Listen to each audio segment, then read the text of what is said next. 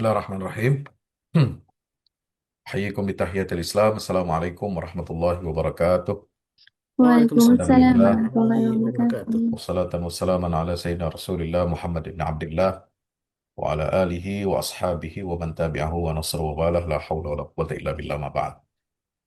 Kuatal iman yang insya Allah kita semua dirahmati Allah Subhanahu wa taala. Bapak Ibu, para jamaah rutin, jamaah tetap kajian malam Ahad, ya kajian akhir zaman. Ya, insya Allah kita semuanya masih terus ya, dan kita berharap kepada Allah dalam doa-doa kita senantiasa kita sisipkan doa-doa terbaik ya untuk umat Nabi SAW terutama yang ada di jalur Gaza. Yang kedua doa buat para pemimpin ya, buat para pemimpin kita agar diberikan kelembutan hati ya, keterbukaan pikiran dan kesediaan dan kemampuan untuk mendengarkan jeritan ya aspirasi umat, karena ini yang paling penting ya, aspirasi umat ini hadirin rahmati Allah Subhanahu wa taala, ini sangat-sangat apa namanya bermasalah ya. Sering kita banyak pemimpin tapi tidak mau mendengarkan dan tidak mau menjadi apa pelaksana daripada aspirasi rakyat, ya tidak mau mengambil resiko, tidak mau eh, berpikir secara dan bertindak secara strategis. Ini penting. Karena persoalan kita saat ini ketika menghadapi ya masalah Palestina itu adalah masalah peradaban, masalah leadership, masalah kepemimpinan, ya. Maka berbicara tentang tantangan umat di akhir zaman itu sebenarnya adalah selain tantangan dan ujian keimanan juga sebenarnya itu adalah yang kedua ini adalah tantangan leadership.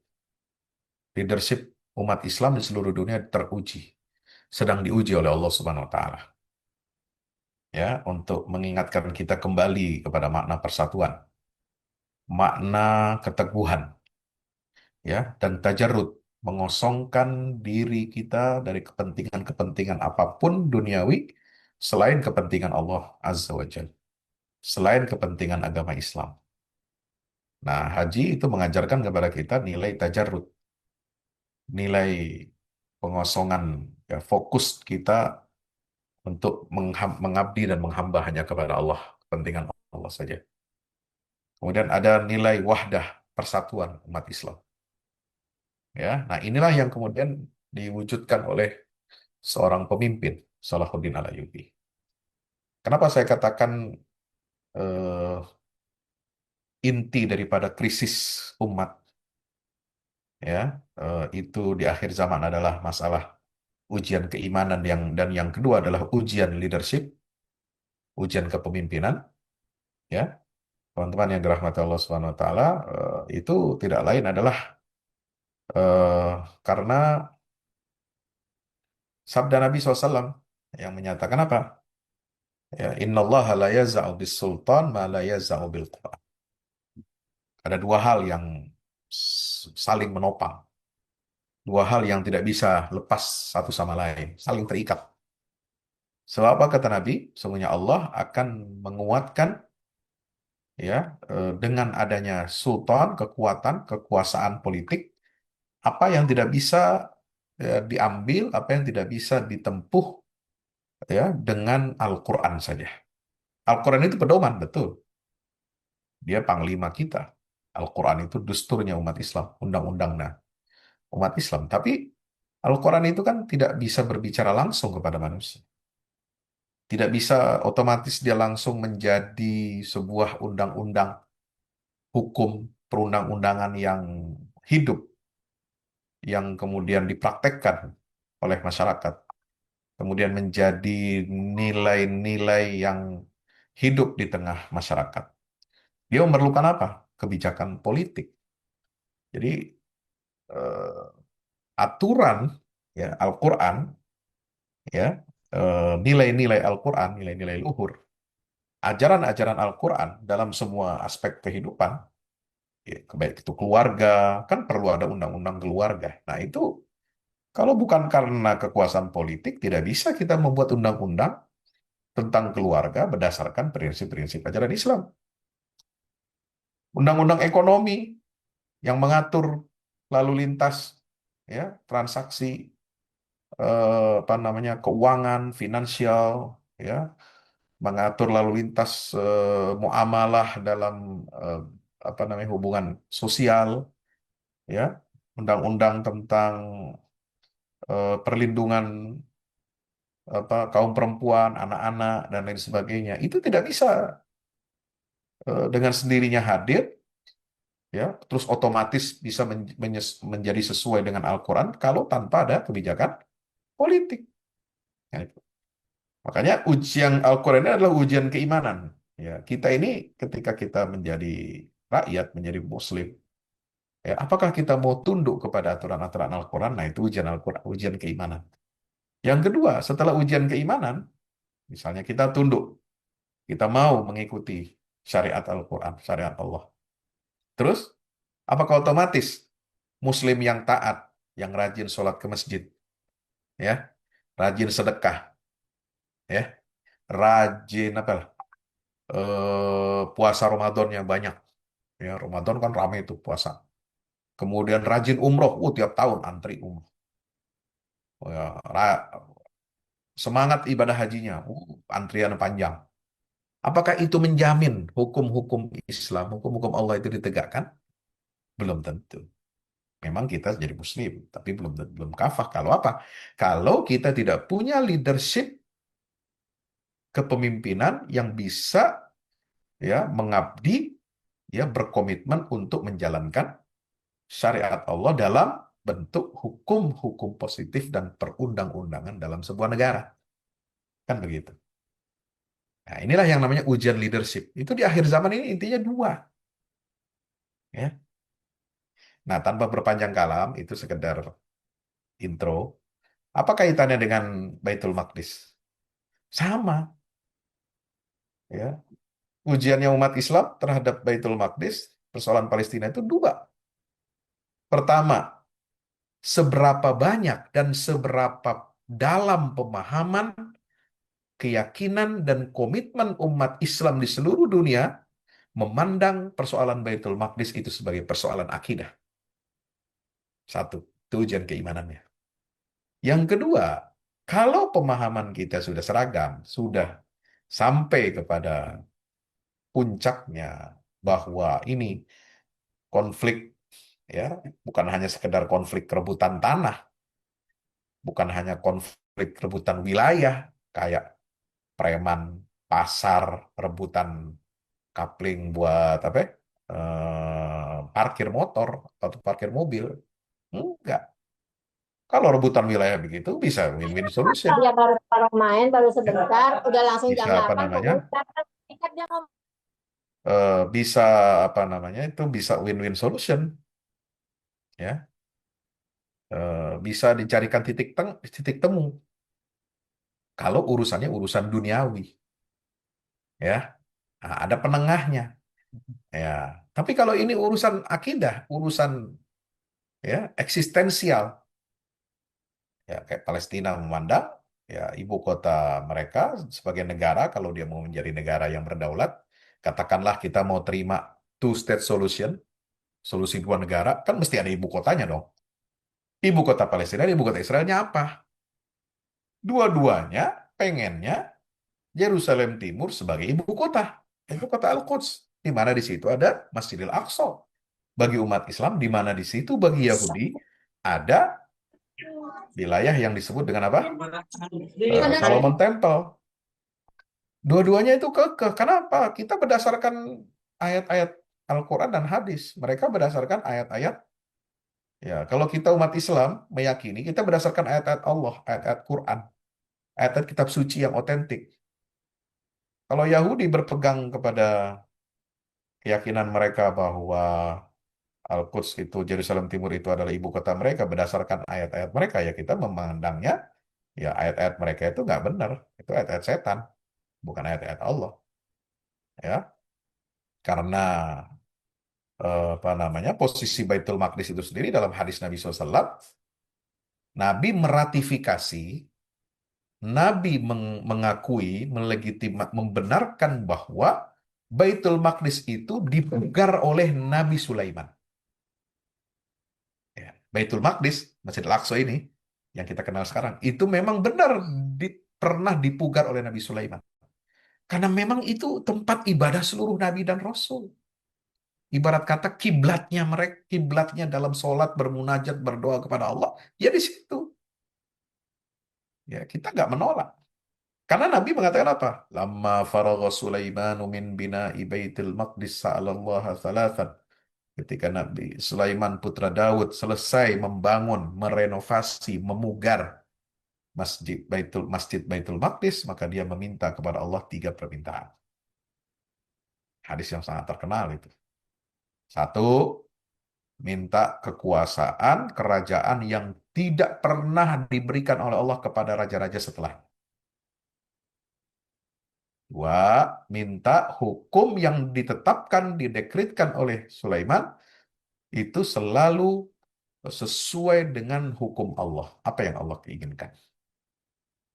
Doanya keren kan? Bagus. Yang ketiga ini menarik. Minta kepada Allah, ya Allah, tidaklah ada seorang pun hamba-Mu yang datang ke tempat ini, Baitul Maqdis, Masjid Al-Aqsa, kecuali hanya untuk sholat di dalamnya 2 rakaat. Ya Allah, ya, apa kata Nabi SAW, ampunil, kecuali aku mohon kepadamu agar dosa-dosanya semua diampuni oleh engkau sebagaimana hamba itu baru dilahirkan dari rahim ibunya. Kan keren tuh. Nah, maka Nabi bilang apa? SAW, Nabi Muhammad yang ngomong. 2 doa yang pertama dikabulkan, diberikan kepada Nabi Sulaiman. Doa yang ketiga, aku berharap, kata Nabi, ya, jawaban terkabulnya doa itu diberikan untuk saya dan umat saya. Artinya apa? Nabi sudah mengklaim eksklusivitas tempat suci itu, Baitul Maqdis, itu diklaim oleh Rasulullah SAW, itu beliau adalah pewarisnya, pelanjutnya. Karena ini berlaku. Pahala sholat di dalam Masjid Al-Aqsa itu, meskipun sudah ada sejak zaman Nabi Sulaiman, itu berlaku pahalanya itu langsung apa namanya, dialihkan dan diberikan kepada Rasul dan umatnya SAW. Coba bayangkan. Nah ini. Ya. Nah, umat Islam kurangnya apa? Ya, kurangnya dua-duanya. Apa kurangnya dua-duanya? Satu, pemahamannya tentang Baitul Maqdis masih kecil, tipis, belum mendalam. Sekarang gimana Pak Ustadz? Alhamdulillah, kesadarannya meningkat. Tapi baru sebatas emosional, belum ilmiah. Baru karena melihat ada tragedi kemanusiaan, baru kita beng, baru kita sontak tersadarkan. Ya, coba kalau nggak ada tragedi perang 2 tahun, nggak ada pembantaian, kira-kira ente bakal tetap bela Palestina apa nggak? Belum tentu. Bakal boykot, ya, makanan fast food, KFC, McDonald, Pizza Hut, apa lagi? Apa itu? Domino's, ya, sepatu-sepatu Adidas, Nike, apa macam-macam, ya, brand-brand internasional. Apakah, saya tanya jujur nih teman-teman ya, kalau nggak ada perang ini 2 tahun ini, apakah saudara mau memboikot itu? Ya, Saya yakin jawabannya enggak. Kenapa? mau. Karena Belum kita tentu. lebih suka pakai merek-merek itu kan? Ngaku aja deh. Ya. Karena kita nggak peduli, nggak tahu ilmunya, bos. Ya, kita baru bela-bela teriak Save Palestine, Save Al-Aqsa itu kalau ada pembantaian, kalau ada pemboman. Tapi kalau ketika lagi tenang, damai, oh rame, Starbucks rame, apalagi rame, semua rame produk-produk mereka itu. Walah kepikiran mau boykot, nggak ada. Baru sekarang umat ini sadar. Nah, kesadarannya alhamdulillah naik. Tapi kalau yang kesadaran itu berdasarkan ilmu, dia nggak akan mati kesadaran itu. Dia akan terus diperjuangkan. Ya, dia akan stabil, gitu. Ya, dia nggak akan naik turun, nggak ada. Ya, Masjidil Aqsa harga mati. Tapi kalau yang naik turun, ya pagi tempe, sore kedelai, nah itu susah. Ya, ini.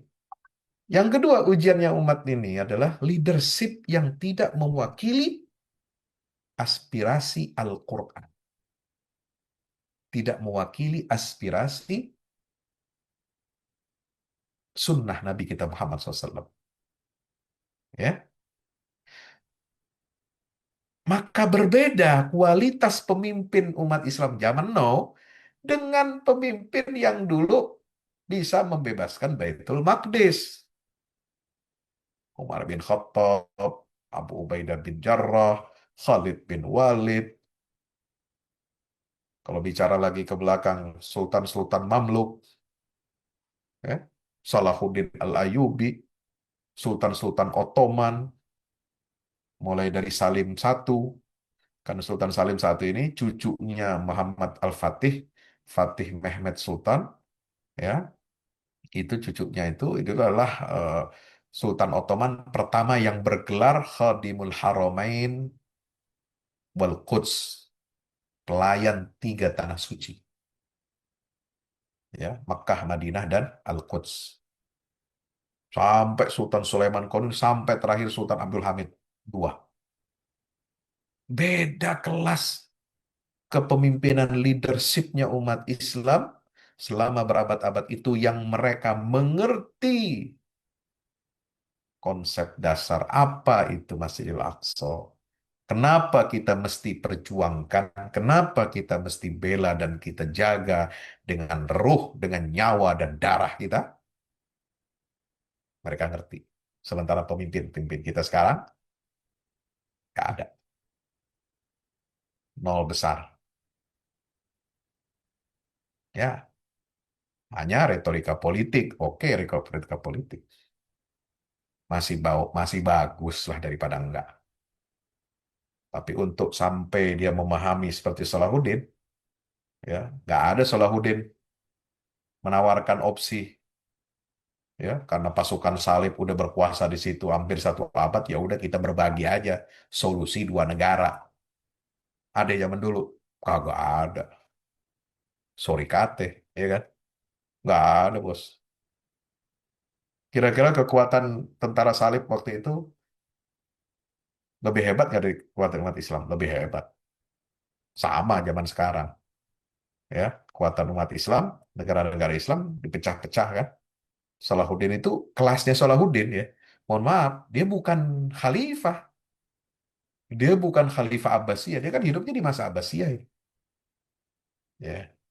Dia itu cuma gubernur kelasnya, sultan yang berbaiat kepada khalifah. Jadi ada lagi atasannya dia tinggi. Dia cuma gubernur. Bayangkan.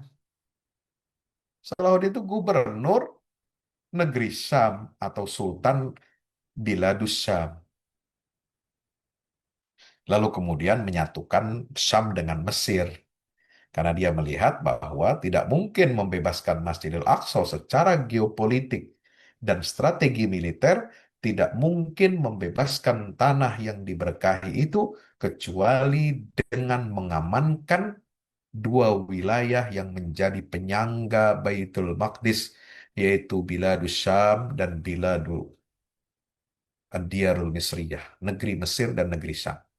Kita jangan terlalu apa bernostalgia. Kita langsung aja, ya.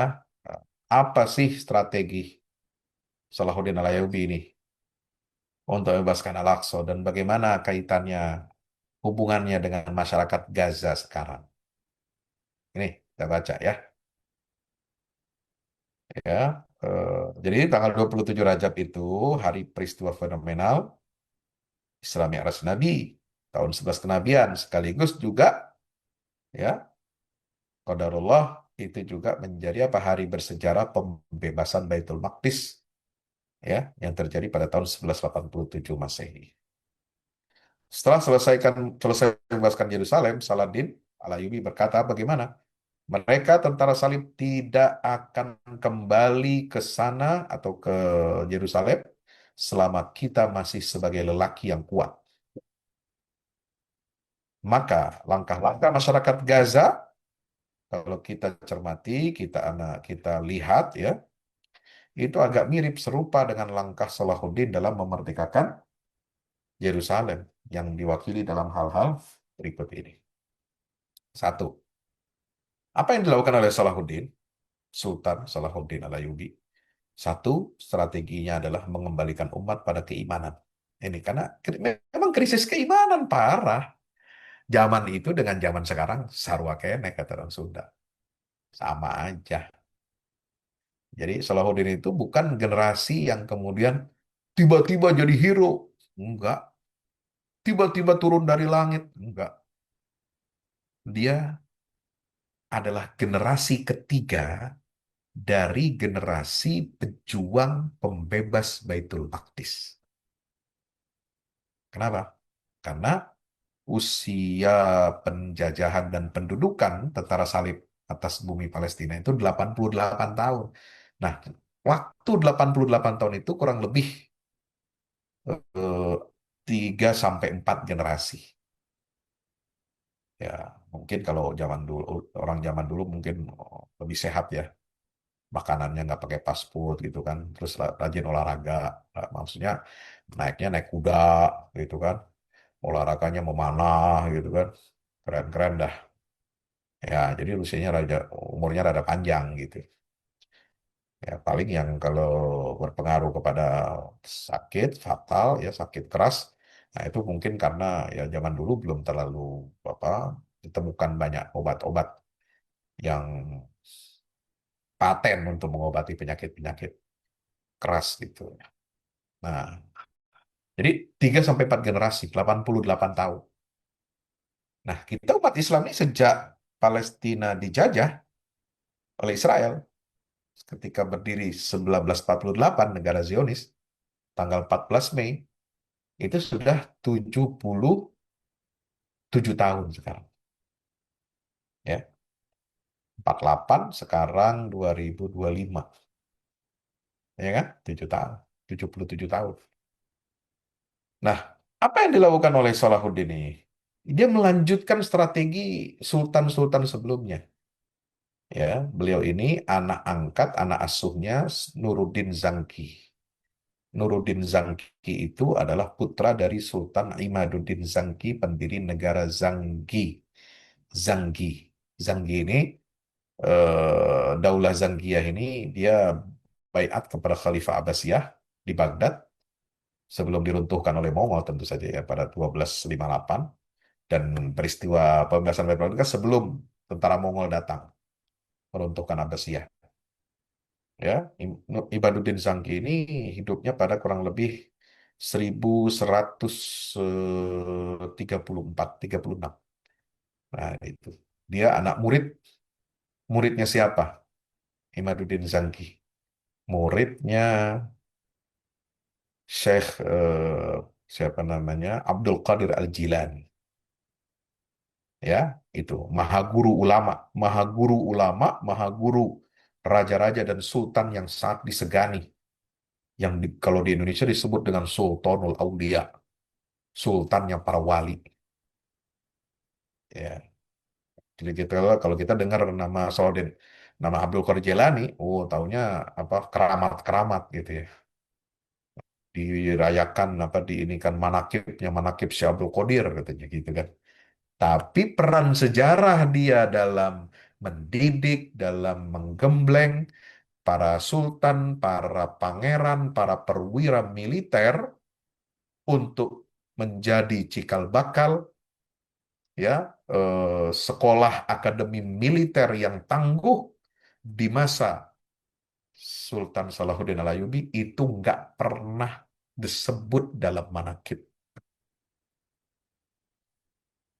Karena kita umat Islam itu sukanya apa? Karomah-karomah, supranatural. Wah, bisa terbang, bisa jalan di air, mah macam-macam. Kagak mempan dibacok, kan gitu. Nah, apa, Syekh Abdul Jailani itu nggak begitu mengajarkan tasawuf, mengajarkan tarekat, ya. Seorang mendapatkan kewalian dan karomah itu bukan mengejar.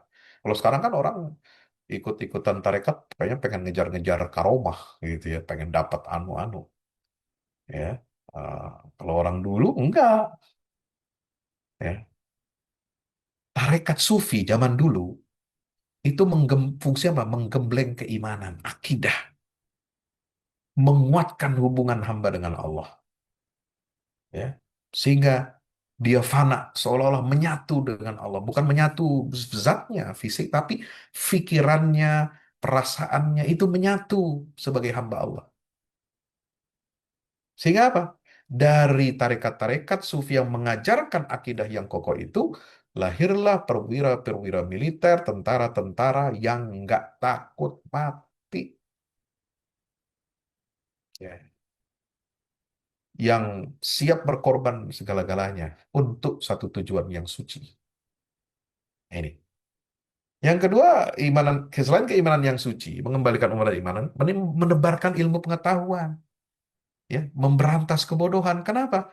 Karena banyak orang, ya, yang terkapar, pemimpin penguasa yang terkapar kalah dalam pertempuran dan peperangan, ya, menghadapi kekuatan orang kafir. Itu kenapa? Karena nggak punya ilmu, karena bodoh, ya. Sehingga apa? Eh, dia lebih senang untuk apa? Untuk mendapatkan fasilitas kehidupan dunia daripada memperjuangkan sebuah prinsip atau memperjuangkan cita-cita yang suci.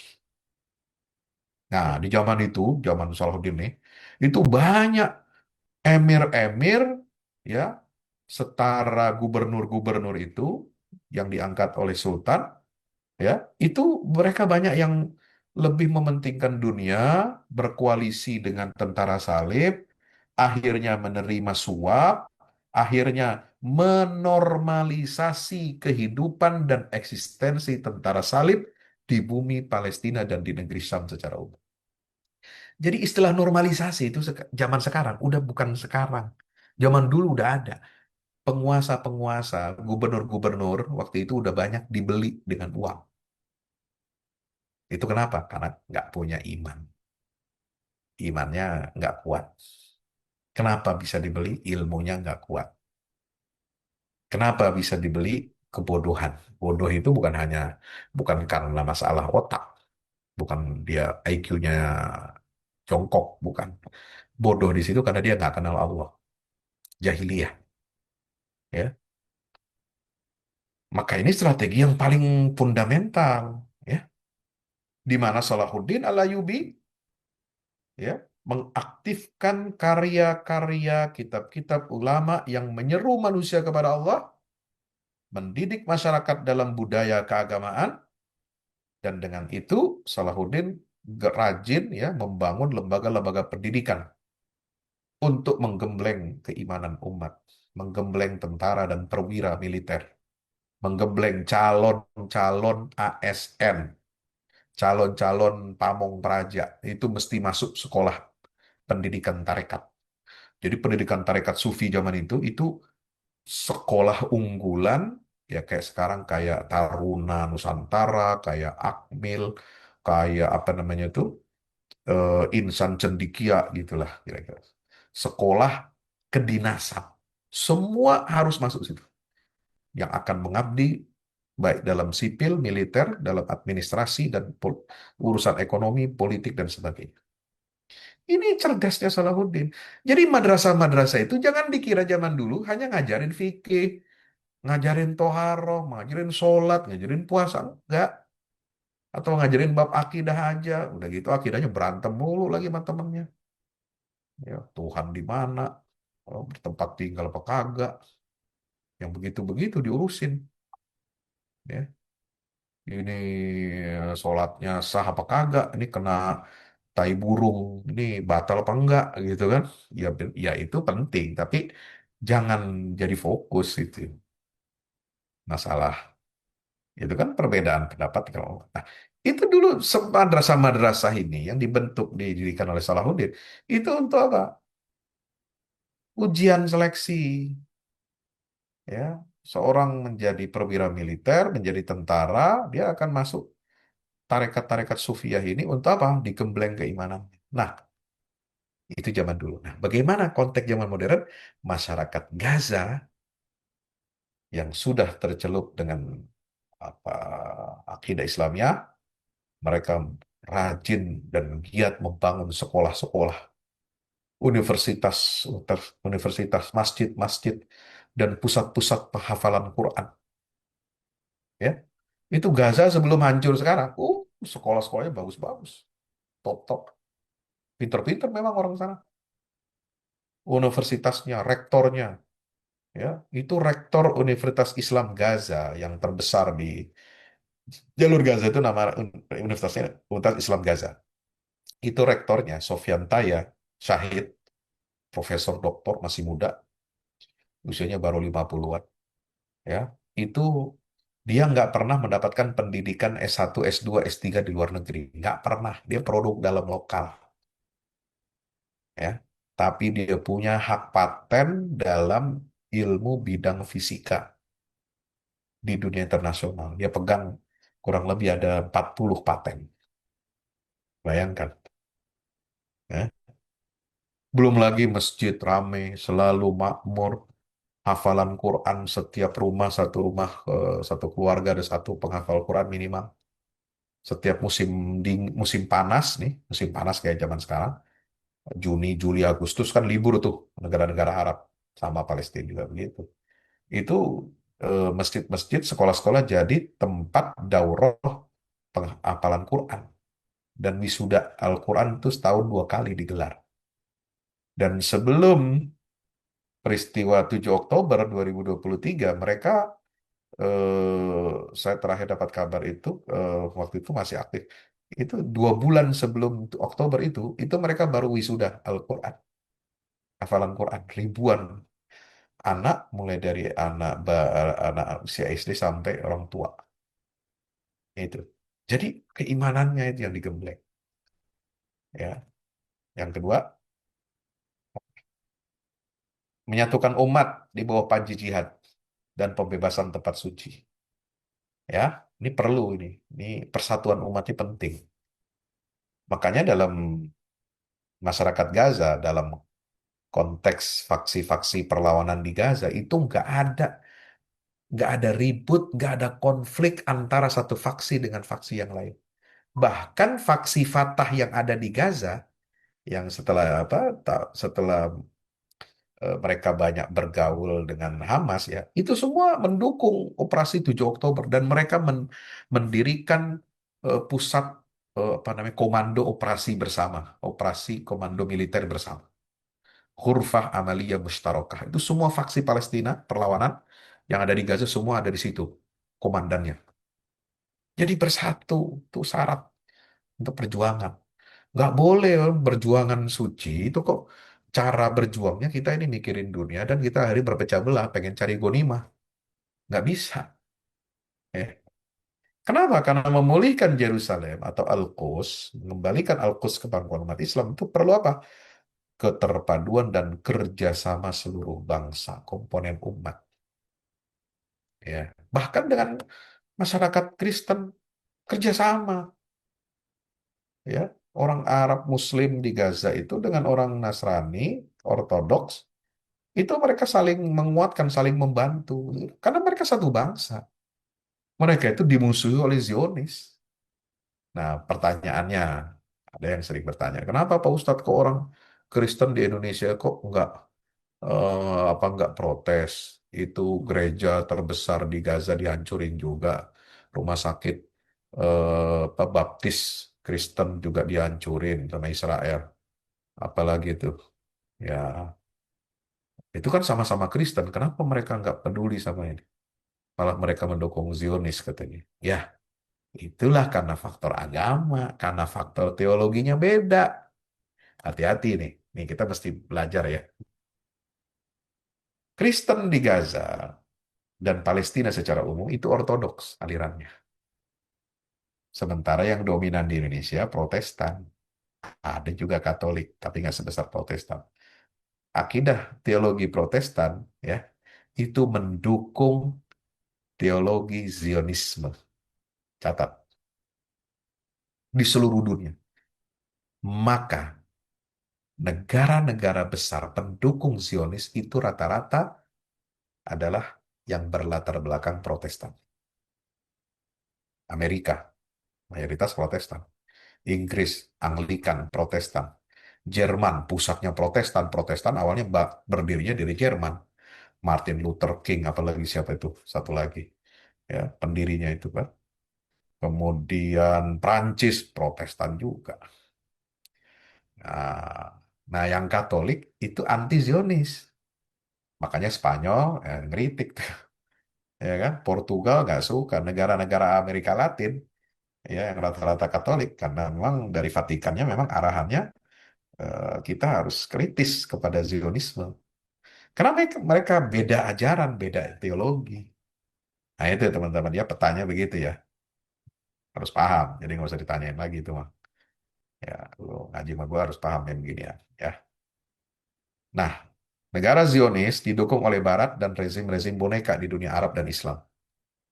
Itulah sebabnya kenapa masyarakat Gaza memaksa apa mereka eh, betul-betul bersatu, menyatukan semua senjata di bawah satu panji kepemimpinan perlawanan Palestina untuk membebaskan tempat suci umat Islam.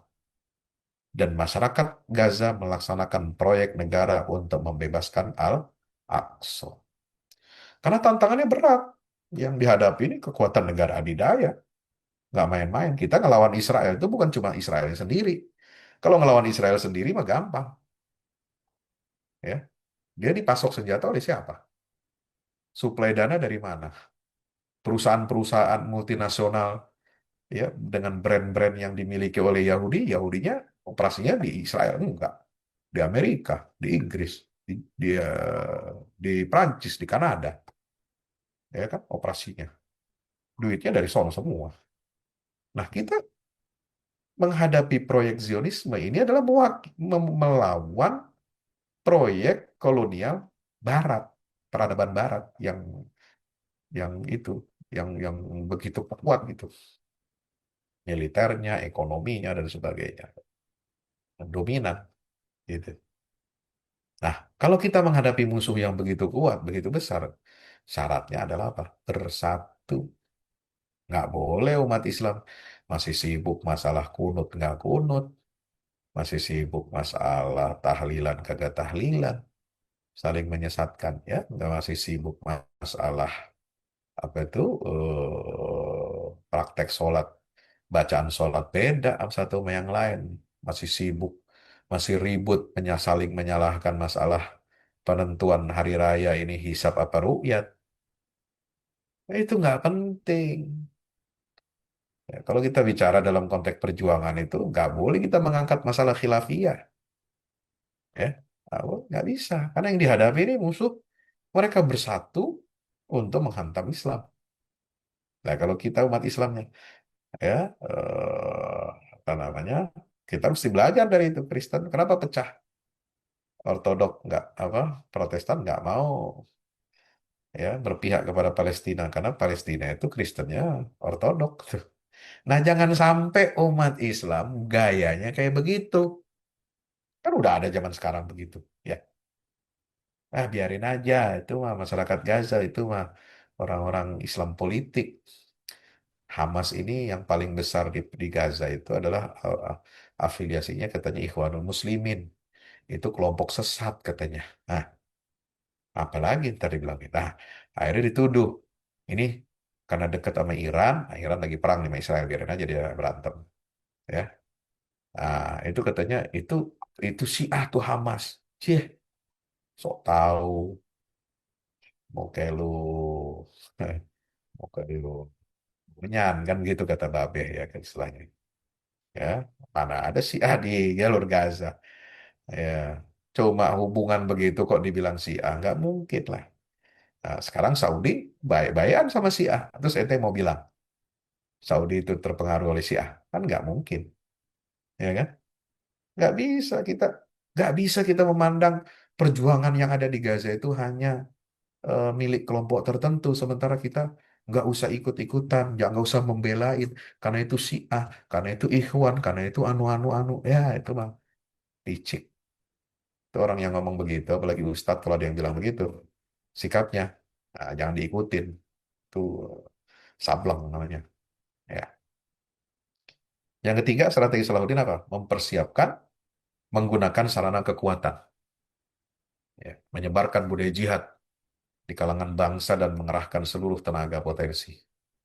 Juga membesarkan generasi umat Islam, generasi penerus, anak-anak muda, mencintai agama dan berjuang di jalan Allah. Nah, itulah maka Salahuddin, ya, salah satu strateginya adalah selalu apa, menginspeksi, meriksa tenda-tenda tentara. Kalau dia menemukan mereka baca Quran atau sholat di malam hari, tahajud, Salahuddin berkata sebagai pimpinan panglima tertinggi, dari sinilah akan datang kemenangan. Kalau dia dapati sebagian dari mereka di kemahnya bermain-main, main kartu, main gaple, ya ketawa-ketawa, ya main gitar, bersenang-senang, dia berkata, dari sinilah akan datang kekalahan. Maka betul-betul diseleksi itu. Ya. Yang malas-malas, yang main-main, langsung dipecat. Nggak boleh jadi tentara untuk membebaskan Masjidil Aqsa. Nah, rakyat Gaza juga seperti itu. Ada kemiripan. Mereka mempersiapkan kekuatan secara militer. Karena yang dihadapi ini musuh yang bengis, musuh yang punya senjata. Ya, bukan cuma kejam dan bengis, tapi dia punya senjata, dia punya alat pukul, dan alat pukul senjatanya didrop, didukung, disuplai dari negara-negara besar yang memproduksi senjata mematikan di dunia. Terus kalau rakyat Gaza nggak mempersiapkan kekuatan, nggak mungkin dia bisa bertahan sekarang 20 bulan, bos. Bayangin. Kira-kira Indonesia sanggup nggak tuh? Kalau, mohon maaf ya, Indonesia ini diinvasi oleh Cina, oleh Jepang, oleh macam-macam negara asing. Kira-kira kita bertahan nggak 20 bulan? Belum tentu. Ya. Resiliensinya kita nih kuat apa enggak? Ketahanan kita belum tentu. Rakyat Gaza, luar biasa. Dia bangun bukan cuma bangun terowongan buat ngumpet. Itu terowongan di bawah, ente bisa masuk tank, bisa masuk rudal, bisa masuk macam-macam. Di situ ada pabrik, coba bayangin. Tempat untuk apa? Merakit semua persenjataan. Hah? Ini kalau nggak pakai otak, nggak bisa. Jadi perjuangan sekarang yang kita lihat itu bukan lahir kemarin sore, itu proses belasan tahun mereka bangun. Ya, bukan cuma ngandelin doa, ya Allah, Allahumma ansur, oh, Allahumma harir, Allahumma alaika bil Yahud. Orang Gaza ngerti betul di lapangan, dia bukan cuma doa, usaha, pakai otak, pakai hati, ya, pakai kekuatan tangan. Kekuatan doa tetap penting, tapi nggak cukup hanya doa. Uang, ya, kekuatan finansial, ya, kekuatan mental, kekuatan fisik, ya, dan bagaimana kekuatan keluarga-keluarga ini sudah dipersiapkan semuanya untuk proyek mati syahid. Semua kepala keluarga di Gaza itu, kenapa mereka membela mati-matian perlawanan? pasukan Hamas. Karena mereka melihat tidak ada jalan untuk mereka merdeka dan bisa membebaskan Masjidil Aqsa kecuali hanya dengan cara perlawanan. Yang lain nggak mungkin bisa. Maka mereka sudah siapkan mentalnya, siap, sudah tenang, sudah lihat aja tuh responnya mereka itu. Anaknya mati lima, bapaknya meninggal, anu meninggal. Kuat tuh, luar biasa keteguhan hatinya. Eh, Allah. Dan mereka gunakan seluruh tenaga ilmiah mereka dalam proyek pembebasan. Orang-orang pintar di Gaza itu banyak.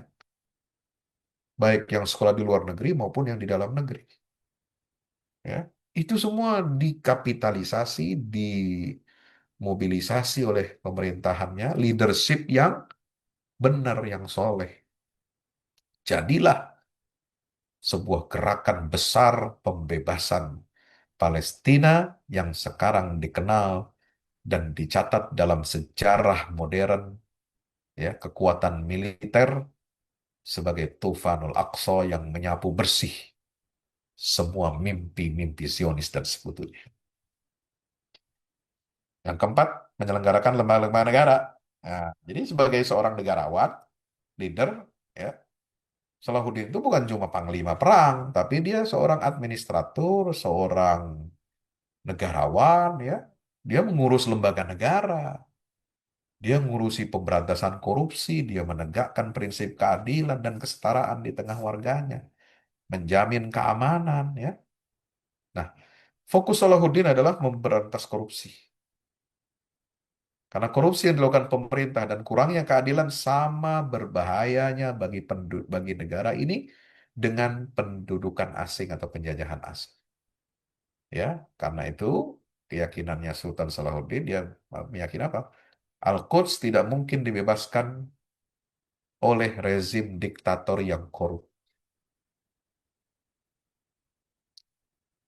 Nah, Salahuddin pernah bilang begini, ketika apa namanya Menteri Keuangannya ya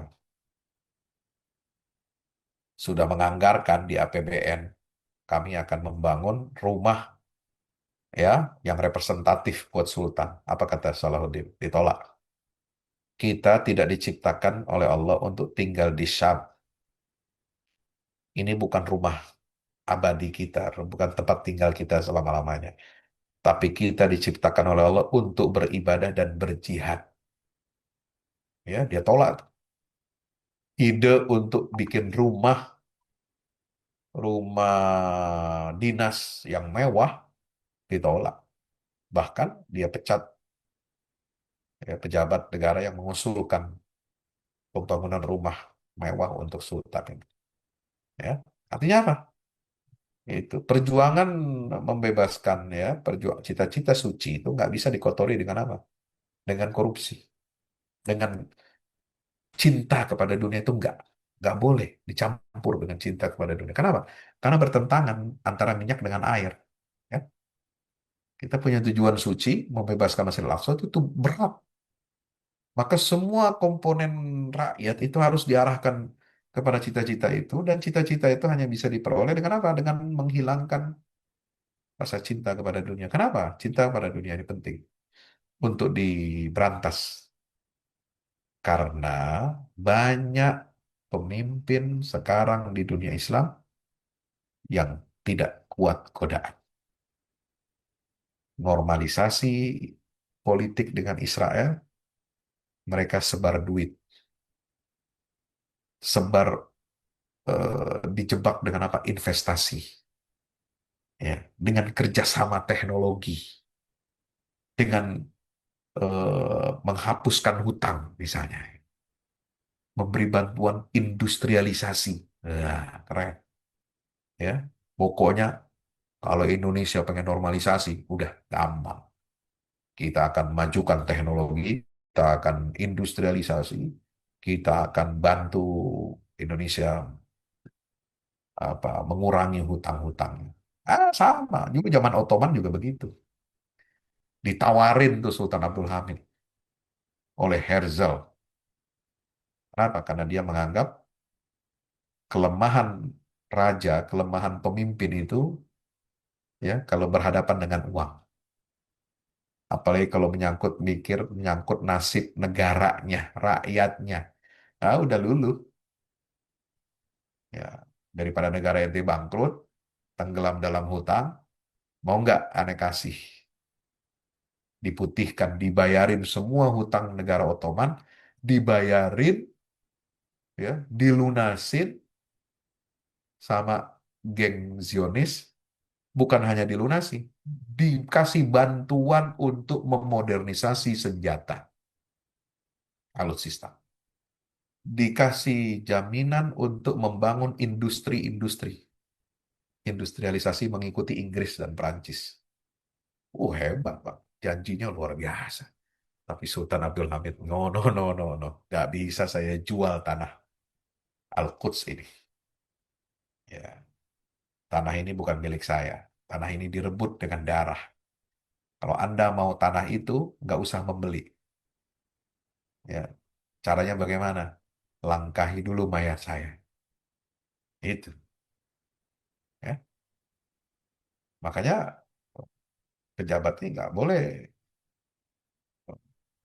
mudah ditawari uang, ditawari harta, itu korupsi. Karena untuk tujuan-tujuan besar itu lebih bahaya lagi. Ya, korupsi itu berbahaya buat ya kepentingan kita secara duniawi ya, kita bicara tentang negara. Apalagi apalagi berkaitan dengan masalah yang lebih suci ya, Masjidil Aqsa.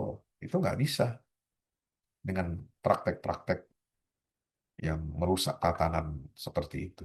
Kelima apa?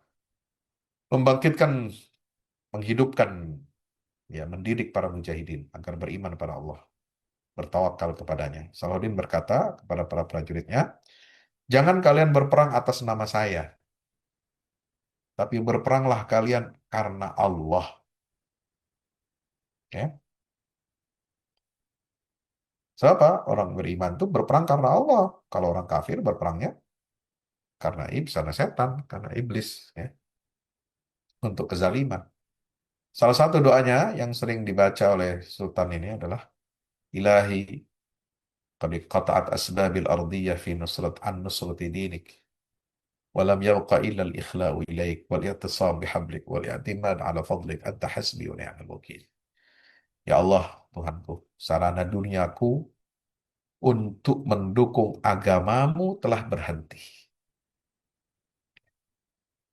Dan yang tersisa hanyalah mundur atau berlindung kepadamu, berpegang teguh pada talimu dan mengandalkan karuniamu. Engkaulah kecukupanku dan pengatur urusan yang terbaik. Yang keenam, ya, penugasan, memberikan kekuasaan kepada misi diplomatik dan kerjasama-kerjasama, ya, dalam hubungannya dengan antar bangsa, treaty, treatment dan lain sebagainya itu, perjanjian-perjanjian dagang atau politik dengan negara-negara lain itu diberikan apa? Diberikan kuasa kepada orang-orang yang cakap. Salahuddin membuat perjanjian memindahkan pedagang-pedagang Eropa ke pelabuhan-pelabuhan Mesir, bukan ke Levant, sehingga perdagangan mereka tidak akan dieksploitasi untuk mendukung kaum Frank di pantai Levant. Ya, jadi bisnis boleh, you bisnis boleh dengan kita, kita juga bisnis. You masukin barang komoditi, kita juga memasukkan barang komoditi ke negara Anda, kita sama-sama untung, itu kan ekspor impor. Nah, tetapi you jangan menggunakan, ya, kepentingan bisnis itu sebagai taktik atau siasat untuk ikut campur dalam masalah politik. Politik apa? Militer bisa mempengaruhi dalam penaklukan Yerusalem atau Baitul Maqdis.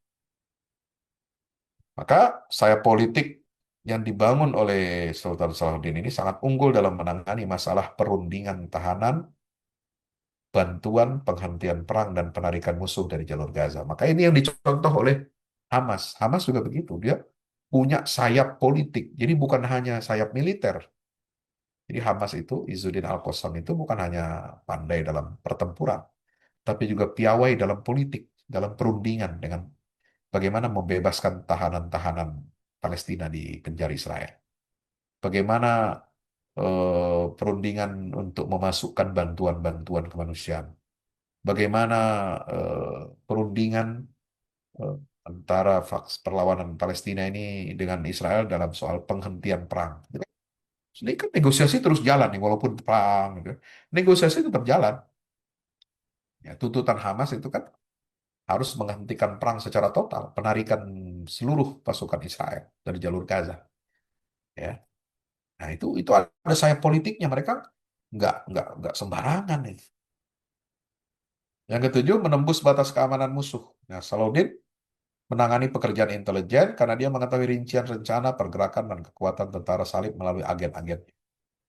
Nah, sementara Mujahidin Gaza sekarang ini menembus benteng-benteng musuh, mengumpulkan sejumlah besar informasi intelijen tentang tentara musuh dan membuatnya merasakan pahitnya perang. Ya, karena Saladin berkeyakinan bahwa Al-Quds itu akan bisa dibebaskan melalui darahnya para syuhada, tintanya para ulama, usahanya orang-orang ikhlas, tangisan orang-orang yang rendah hati, dan usaha dari seluruh lapisan elemen bangsa. Ya. Berikutnya, An-Nasru, ya, innaman nasru sabru sa'ah. Kemenangan itu intinya adalah kesabaran. Jadi harus sabar. Sebab apa namanya ini tidak bisa kita memetik kemenangan dengan ketergesa-gesaan. Harus sabar dan rakyat Gaza diajarkan tentang kesabaran. Ya, ketabahan itu, tabah. Ya, masyarakat Gaza mengikuti langkah yang sama seperti Salahuddin dalam keimanan, pendidikan, persiapan militer, pelatihan-pelatihan, perencanaan yang matang. Mereka unggul dalam menciptakan manusia-manusia yang berjuang, yang tabah dan sabar. So apa? Jihad dengan kesabaran ini ibarat dua keping mata uang yang sama. Dua sisi mata uang yang sama. Ya, jihad dan sabar. Kak. Jihad tanpa kesabaran akan mudah luntur semangat. Sabar aja, nerima diinjak, nerima digaplokin orang tanpa ada perlawanan dengan jihad, nah itu namanya konyol. Ya, maka jihad dengan sabar itu harus beriringan. Keras tapi sabar. Sabar tapi kita juga perlu perlawanan. Ya, maka itu pemerintah entitas Zionis tidak bisa mencapai tujuannya. Nggak bisa. So, alot itu perlu dengan Hamas itu. Ya, subhanallah. Maka apa kewajiban kita? Harus mendukung ya perlawanan di Palestina dan tidak melupakan mereka, mendukung ketabahan dan jihad mereka. Nah, inilah pentingnya kita mendukung gerakan solidaritas internasional kemanusiaan untuk Gaza. Global March to Gaza. Yang sekarang diawali, dipantik oleh aktivis dari Tunisia, ribuan, ratusan bus itu mereka konvoy kemanusiaan Afrika Utara karena terus nyambung dengan Mesir kan daratannya itu gurunnya dari Mesir itu nanti mereka pengen sampai masuk ke Rafah sampai di perbatasan Mesir dengan Gaza ya. Nah ini kita harus dukung, suarakan, jangan abaikan, terus menekan pemerintah. Kalau negara-negara apa warga negara dari berbanyak negara itu tertahan ya diintimidasi oleh aparat keamanan Mesir misalnya, itu negara harus bergerak melindungi warga negara kita, WNI kita. Ini. Nah, kita yang di sini nekan pada pemerintah, pemerintahan Pak Prabowo ya, supaya warga negara kita yang ikut di sana Global Mas to Gaza harus betul-betul dilindungi oleh pemerintah Mesir. Mereka kan bukan ingin bikin keonaran atau anarkisme di Mesir. Mereka inginnya diberikan izin sampai ke perbatasan Rafah. Mereka memberikan bantuan kemanusiaan dan menekan dunia internasional untuk bergerak menyelamatkan rakyat Gaza. Itu kan tujuannya. Jadi mereka ke sana bukan untuk bikin anarki, bikin keributan dengan Mesir, enggak. Nah, maka tugas negara melindungi warga negara kita yang ada di sana untuk memberikan support material dan apa support mental ya untuk saudara kita di jalur Gaza. Saya kira itu dapat disampaikan mudah-mudahan bermanfaat. Terima kasih atas perhatiannya. Waalaikumsalam. Assalamualaikum warahmatullahi wabarakatuh. Waalaikumsalam warahmatullahi Assalamualaikum wabarakatuh. warahmatullahi wabarakatuh. Alhamdulillah, syukurlah, jazakallah khairan Ustaz Salim yang sudah membeberkan ya bagaimana strategi yang sudah dilakukan oleh Salahuddin Al-Ayyubi dan saya melihat tadi ada kesamaan apa yang juga sudah dilakukan oleh para mujahidin Gaza ya. Dan tentu apa yang terjadi saat ini kekuatan resiliensi apa kesabaran ketangguhan para pejuang Gaza itu bukan ditempuh 1 2 tahun ya Ustaz ya. Kalau kita lihat mereka adalah didikan Syekh Ahmad Yasin ya, dan itu sudah puluhan tahun ya mereka dibina, dibimbing, dan mungkin dari sejak kecil mereka yang ngaji Quran yang sekarang ini sudah jadi panglima gitu ya, dan tentu perjuangan yang tidak sebentar. Dan saya teringat dengan salah satu prediksi Syekh Yasin Ustaz, di tahun 2027 itu akan terjadi kehancuran Israel itu mungkin apa sebuah prediksi ya ketika melihat periodisasi Ya, 14 tidak tahun itu. mustahil. Mm. Dan saya Tidak saja mustahil. Tidak itu akan mustahil. terjadi di tahun Karena 2027. tanda-tandanya memang mengarah ke sana. Mm. Ya, dukungan internasional sudah sangat rapuh, ya, jatuh. Dukungan dari sekutu ya, di Eropa itu dan Amerika menghadapi tekanan dari dalam negeri terkait pelanggaran HAM, ya, Israel. Jadi Israel ini negara yang memang dia berdiri karena kepentingan politik. Tanpa dukungan politik dan militer dari negara-negara yang merestui yang mendirikan negara itu, Israel itu, ya habis dia. Nah, itu satu. Yang kedua, apa, semangat perlawanan, resilience, baik masyarakat Gaza maupun dunia Islam, sekarang sudah berkobar-kobar, sudah diambang di atas, sudah tidak di batas yang tidak bisa lagi kembali, no point of return. Ya, ini harus selesai dan harus segera diselesaikan secara politik internasional. Mm. Tiga. Jadi mudah-mudahan kita doakan Son ya, kita itu berharap pada Allah Subhanahu wa taala semua, Allah yang bisa menentukan tentang eh, peristiwa yang hancurnya Israel, Zona Israel di tahun 2027 seperti yang diprediksikan oleh Syekh Ahmad Yasin rahimahullah taala.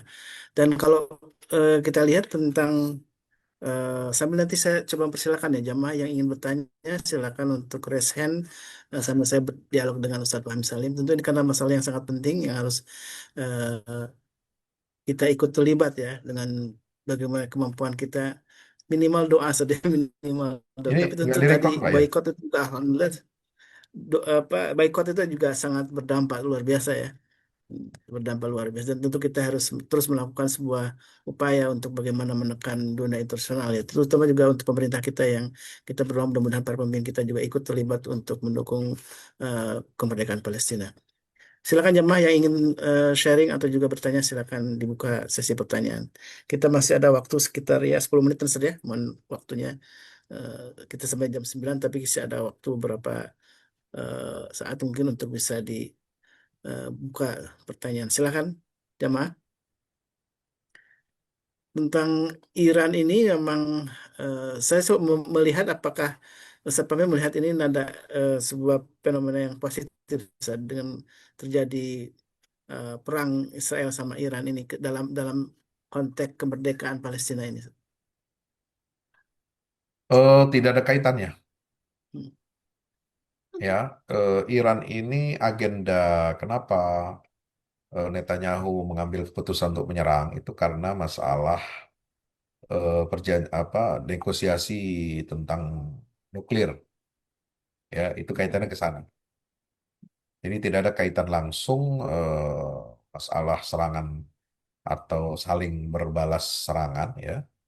antara Israel dengan Iran itu dengan perjuangan Gaza dan perjuangan membebaskan Baitul Maqdis. Dia adalah masalah keamanan nasional, baik terutama Amerika dan Israel di satu sisi dan Iran di sisi lain. Jadi Hmm. kenapa begini ya? Waktu itu kan sejak tahun pertama, 1 tahun pertama Badai Al-Aqsa itu Iran itu nggak turun. Kenapa? Karena dia ingin menyelamatkan masalah nuklirnya. Dia nggak terlibat dalam perang Hmm. Gaza. Karena Pasokan memang senjata, kalau keputusan pasokan senjata, keputusan perang Gaza itu 7 Oktober itu juga mereka tidak dilibatkan oleh pemimpin Hamas. Hmm. Ya, Hizbullah juga tidak terlibat selama 1 tahun pertama. Tapi ketika Netanyahu setelah 1 tahun itu mengambil inisiatif menyerang Hizbullah, ya, dengan tujuan untuk melebarkan wilayah perang, ya, ke wilayah tetangganya untuk tujuan mendapatkan dukungan dari dalam, karena itu kan nggak menang-menang itu. Istilahnya nggak ada Hmm. prestasi setelah perang dengan Hamas 1 tahun itu, nggak ada pencapaian yang signifikan. Sandra nggak dapat, pemimpin Hamas nggak bisa dibunuh, ya kan? Kemudian tujuan targetnya untuk mengusir rakyat Gaza nggak bisa, kan gagal. Nah, dia perlu prestasi, ya, dia perlu pujian dari dalam negeri. Hmm. Caranya, simpatinya adalah dengan menyerang Hizbullah. Baru Hizbullah turun tangan, barulah dia menggempur itu karena alasan itu.